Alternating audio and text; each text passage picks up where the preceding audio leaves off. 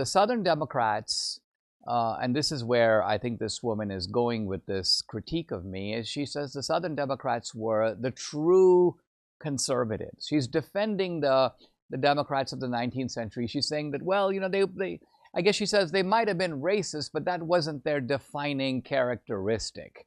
They, in fact, wanted to conserve Southern values. And don't we admire these Southern values, even when we see them today, values like chivalry and values like the kind of ideal of the gentleman, a certain measure of magnanimity, the politeness that characterizes Southern culture, not to mention, for example, the heroic legacy of somebody like Robert E. Lee, who was, by anyone's account, a great military general, and I think in many ways, I'd have to say a great man.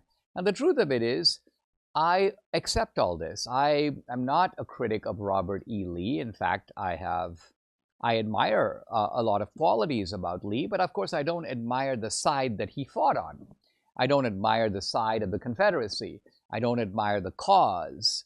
I think it was Grant who said of Lee that, he was in fact an impressive figure. You could almost be hard-pressed to find a greater man. But then, says Grant, but it's hard to think of a worse cause for which a man could dedicate his life. I think it's important to realize with Robert E. Lee that he dedicated his life to that cause reluctantly. In other words, Lee did not want secession. He did not want war. He felt as a citizen of Virginia, as a person who had all his ties in Virginia, his family in Virginia. He's like, I can't raise my sword against Virginia. So I understand why Lee went that way.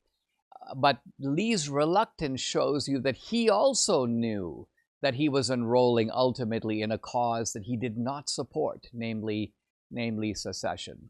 And look, we shouldn't confuse the good qualities of the South that we see today. I mean, it's not in a way an accident that the Republican Party today has its base in many ways in the South. We're not exclusively a Southern party because we have strength elsewhere, including in the West. But the South is the most reliable base right now of the Republican Party. But it's a reliable base not because of racism, not because of segregation. It's a reliable base because of other things like patriotism and pro-family, and the fact that the South is in many ways a more traditional society. Now, when we talk about who are the real conservatives, the North or the South, there are two separate meanings of the word conservative that are being elided or jumbled together.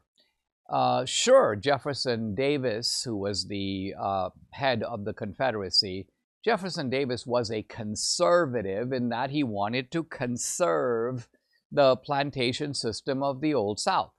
So he was a conservative in that sense. But when you use conservative in that operational sense, just somebody who wants to conserve something, well, I would say that today's Democrats also want to conserve things. What do they want to conserve? They want to conserve the modern plantation system that they set up, starting with FDR.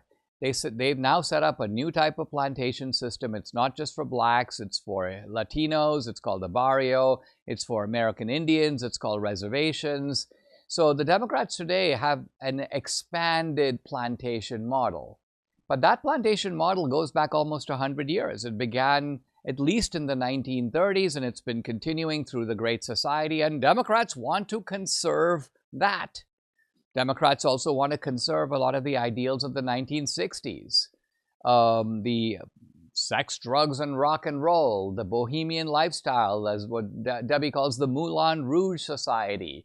The Democrats are trying to conserve those ideas. They're trying to conserve DEI. They're trying to hold on to affirmative action. Does that make Democrats into, quote, conservatives? No. So the distinction I'm talking about is the operational conservatism that simply makes one want to conserve something. And that's not conservatism in the sense that we understand it today. Conservatism today is understood substantively. If there's any aspect of, quote, conserving, it's conserving ultimately the ideals of the American founding. We are conservatives. We are trying to conserve that. The broader issue here is that whenever you're conserving something, you can never say, I want to conserve the past just as it was. That would make conservatism into an absolutely impossible pursuit. Why? Because frankly, none of us can hold on to the past just the way it was. Can you hold on to the past just the way it was when you were a kid? No. That past is gone. You're not the same person as you were when you were 12. And so you cannot get it back like that. Usually when you say, I want to conserve the past, what you mean is there were a lot of good things that happened in the past. There are a lot of good ideas, a lot of good values, a lot of good principles. I'm going to conserve those and apply them to the new situation in which I find myself now, which is by definition different than the situation you faced before. That was the Lincoln approach. That's why in that sense Lincoln, and Lincoln himself, by the way, did not hesitate to call himself a conservative. Mike Lindell tells me a major retail chain just canceled a massive order, leaving MyPillow with an overstock of classic MyPillows. But hey, their loss is your gain. For a limited time, MyPillow is offering their entire classic collection at true wholesale prices. So get a standard MyPillow for just $17.98, upgrade to a queen size, just $22.98, king size, $24.98. You can snag body pillows for just $29.98 and versatile multi-use pillows for just $9.98. Plus, when you order over $75, you get $100 in free digital gifts, no strings attached. That's right, premium pillows at unbeatable prices and bonus gifts to top it off. So don't wait. Call 800-876-0227. Again, it's 800-876-0227, or go to mypillow.com. Don't forget to use the promo code. It's DINESH Dinesh, and you can grab your standard MyPillow for just $17.98 while supplies last.